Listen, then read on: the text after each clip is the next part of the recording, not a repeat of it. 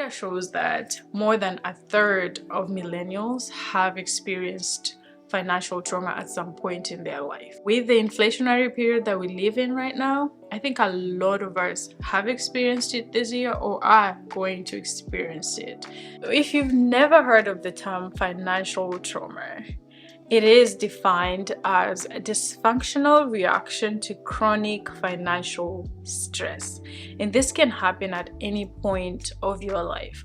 Unfortunately, most of us really experienced financial trauma from our childhood, which made the situation even worse because we grew up with this hopelessness and with this mindset that, life is just difficult and money is a constant source of stress. I'll speak for myself. I think, I definitely had financial trauma growing up, and as an adult, money was definitely always like a constant source of stress. And there are a lot of decisions that I make even right now that I've really gone through the process of learning what the trauma is. I'm in the finance industry. I have kind of evaluated and thought about my relationship with money. There are still a lot of decisions that I make that I know are, stemming from that trauma and PTSD. So in this video, I'm going to talk about some of the signs and how we can go about, healing financial trauma and how we can actually get better and improve our relationship with money. A lot of us inherit our relationship with money from our caregivers. So, when you're a child, the house that you grow up in and the relationship that the adults in your presence have with money will shape the relationship that you have with money. And for others, it's like they correct, and they can correct that relationship by overcorrecting in a positive way or in a negative way. So this, for example, would be, if you grew up in poverty, and you saw your caregivers struggling with trying to put food on the table, stressed about money, stressed about everything.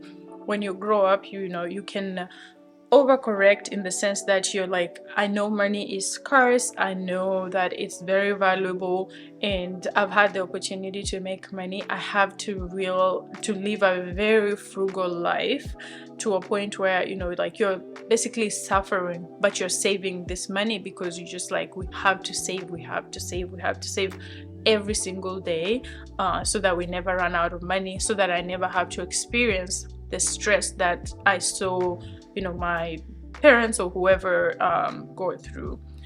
Other people overcorrect in the sense that they're like, I grew up without money and now I have money. I am going to spend it how I want. I'm going to buy myself the things I never had because I know that I can lack money the next minute. So today, since I have it, I'm going to spend it in ways that will make me happy to fulfill that gap that I had as a child, lacking all these things. So those are already two signs of financial trauma, just how you correct and how you make financial decisions in your life as an adult. The other one would be where one person has enough money, but they really overextend themselves, where they want to give and help every person, and then they get to a point where they start complaining because they think that helping everybody and giving everybody the resources that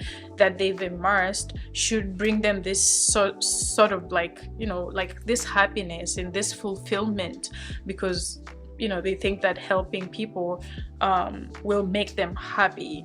It's also a decision that stems from financial trauma because you saw a lot of people suffering, you saw the importance of money growing up, and so you think, now that I'm in a position to help these people and I'm giving them this one thing that they are really looking for, this should make them happy, and then they will make me happy in return. But it never works like that.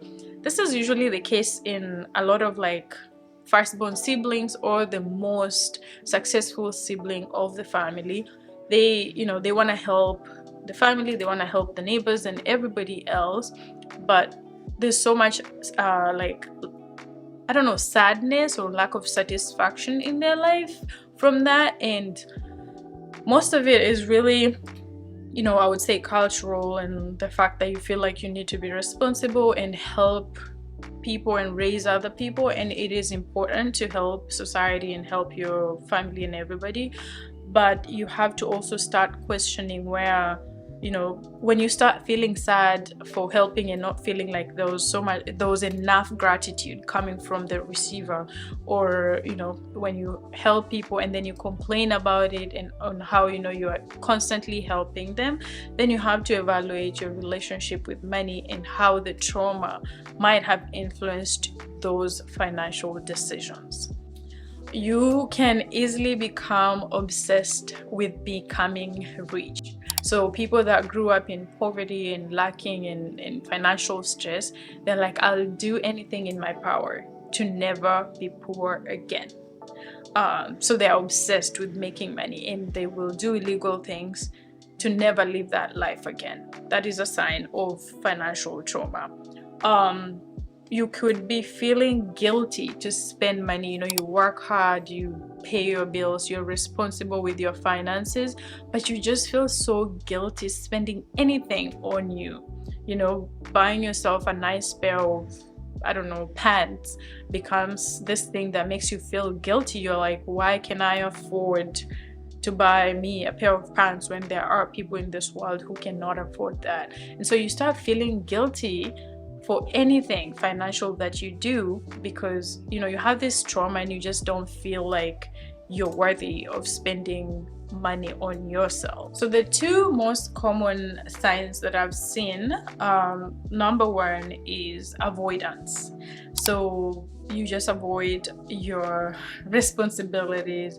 You don't check your mail. I've been that type of person who's like, I don't want to check the mail. You don't want to look at your bills. You don't want to open your bank account. You don't want to know how much money you have. You don't want to know what things cost, because they remind you of your financial stress. So if you've been at that point where you're just like, I don't want to look at my mail today because I'll get a bill, or I don't want to look at my bank account, or I don't want to know how much is left in my credit card, debit card, things like that, that is a clear sign of financial trauma. Like, if you're there, you're dealing with it. The second one that is very common, and I've seen this in myself and a lot of other people, is like having limiting self-beliefs, where you don't believe that you're worth certain things. A lot of people don't believe that they can achieve financial independence. A lot of people don't believe that they can ever be in a financial position where they are comfortable. A lot of people don't believe that they can make enough income to sustain the life that they want to live. And a lot of those self-limiting beliefs started as maybe when you are a child, where you saw the things that were going on, you saw the stress in the house that you grew up in, and you are hopeless and helpless. And so you started thinking other people are better.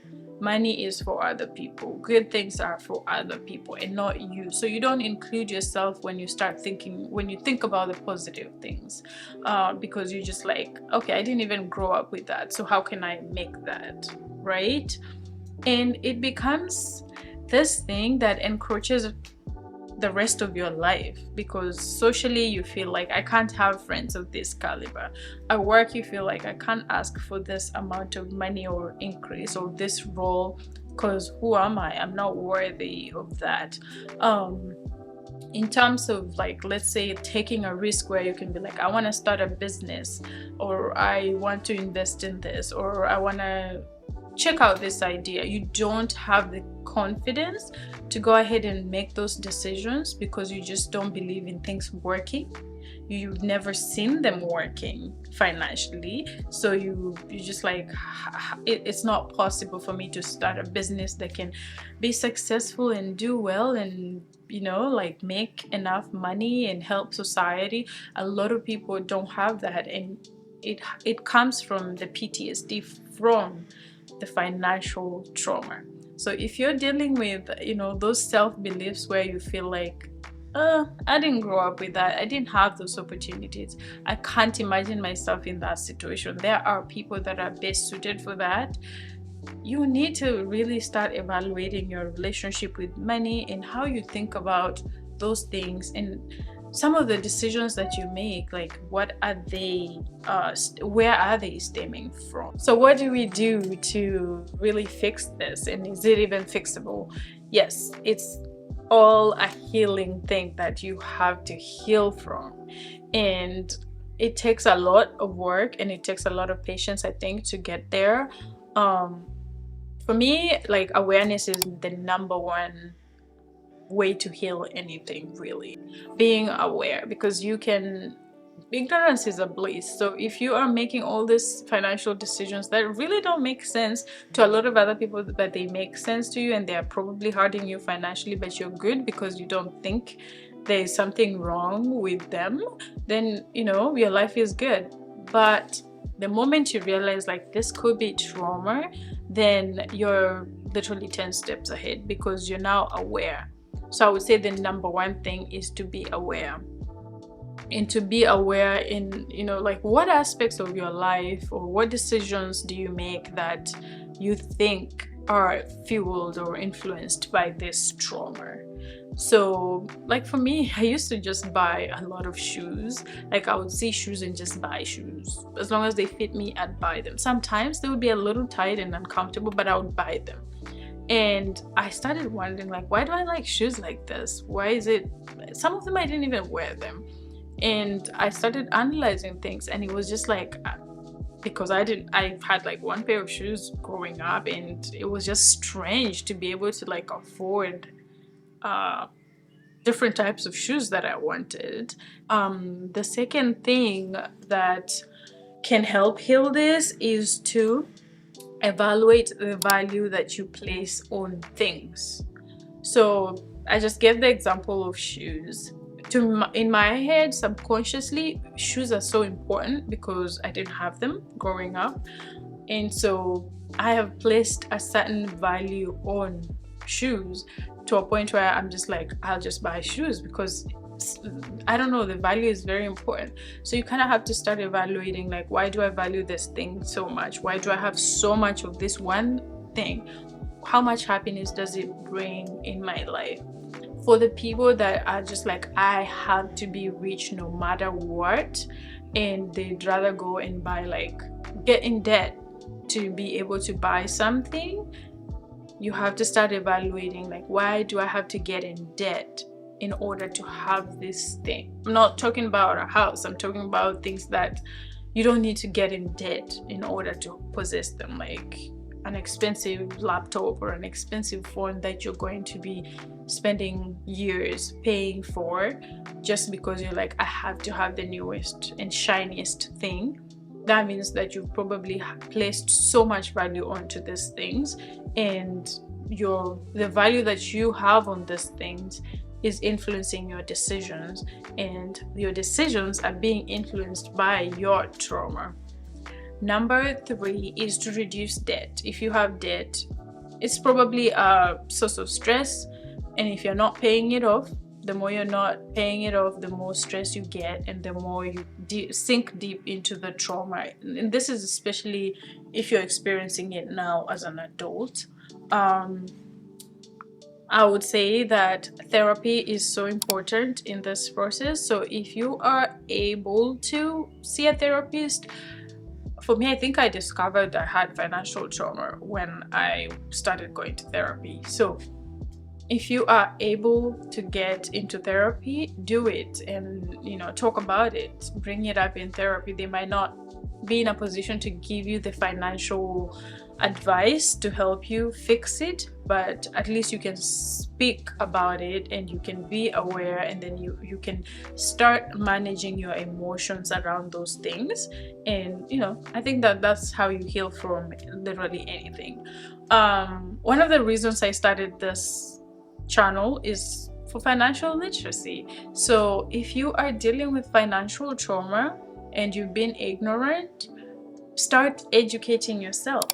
And financial literacy can help you heal from the trauma, because it will teach you things. It will teach you things that you didn't know, and maybe help you correct the way that you've been thinking about finance, and give you skills to be able to save and to be able to really manage your money in a way that will reduce the financial stress that you probably are dealing with. So I would highly recommend educating yourself. And there are so many videos and so many resources out there, Instagram, everywhere, that you can leverage to get there. And the last one, which is important and the most difficult way, is to really confront the trauma as a whole, in the sense that you can really talk about the financial trauma, but also look at the impact it's had on your life, like the self-limiting beliefs, and start fixing those little small things, like when you feel like, okay,